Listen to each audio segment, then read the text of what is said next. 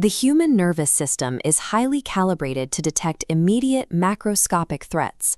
We instantly feel the acute pain of extreme heat, pressure, or severed tissue. Yet the physical forces that cause the most profound degradation to the human machine operate far below that sensory floor.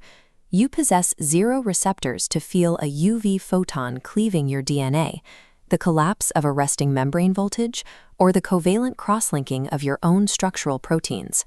Because we cannot feel these microscopic interactions in real time, we misclassify aging and disease as sudden biological betrayals rather than continuous, unfeeling physical processes.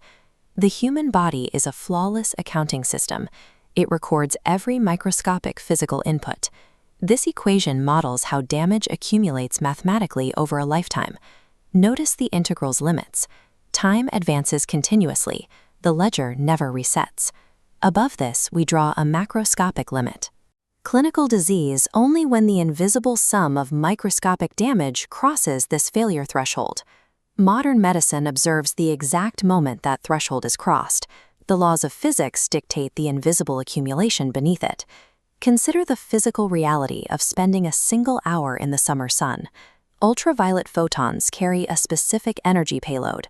When a photon penetrates the epidermis and strikes a DNA lattice, it causes adjacent molecular rungs to bond, forming cyclobutane pyrimidine dimers. The biological defense against this structural damage relies on nucleotide excision repair.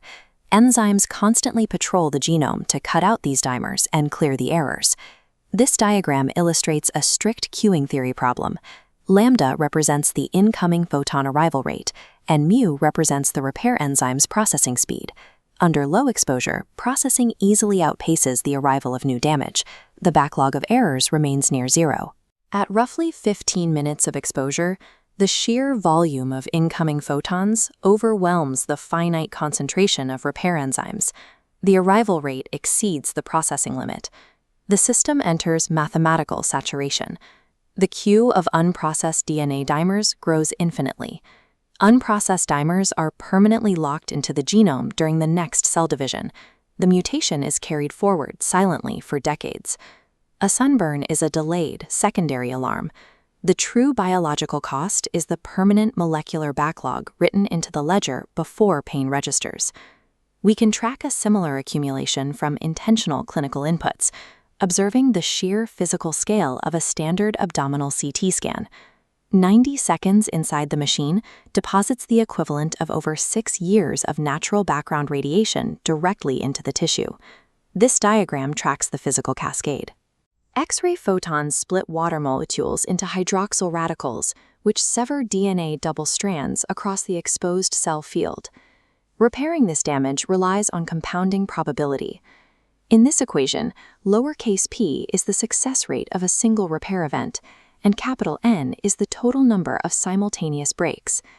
Even with a highly efficient 99.9% success rate per break, a load of 1,000 simultaneous breaks drops the probability of perfect repair to roughly 36%.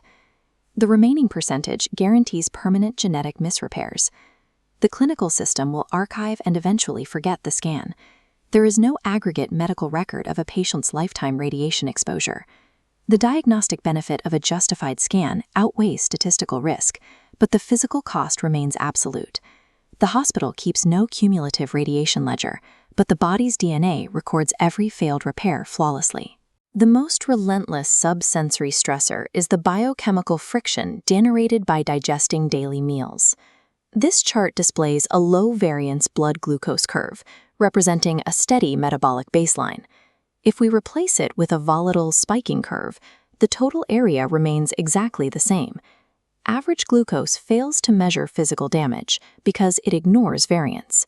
The variance drives the Maillard reaction. Circulating glucose covalently cross-links with structural proteins based on concentration. Looking at the reaction rate formula, we see a superlinear dependence. Because the exponent is greater than 1, the chemical damage scales exponentially at the highest peaks of the glucose spike. This chemistry carries a severe temporal lag. A single weekend glucose spike continues forming permanent advanced glycation end products for days after the glucose clears from the blood.